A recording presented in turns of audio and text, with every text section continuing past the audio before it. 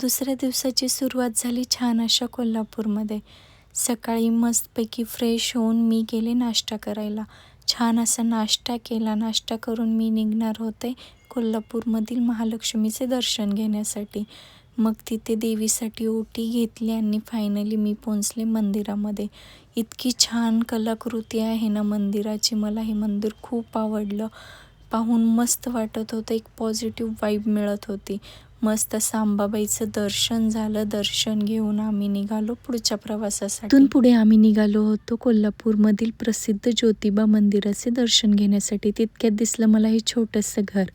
Finally आम्ही पोहोचलो होतो ज्योतिबाच्या मंदिरामध्ये. हे पण मंदिर इतकं छान आहे ना, इथे पण येऊन मला खूप छान वाटलं आणि जसा विचार केला होता तशी आम्हाला ज्योतिबाची आरतीसुद्धा भेटली. आरती करून खूप प्रसन्न वाटलं आणि खूप छान वाटलं. पुढे इथे आम्ही थोडं मार्केट एक्सप्लोअर केलं. इथे ना ज्वेलरी खूप छान भेटते म्हणून थोडीफार शॉपिंग केलो आणि आम्ही निघालो पुढच्या प्रवासासाठी.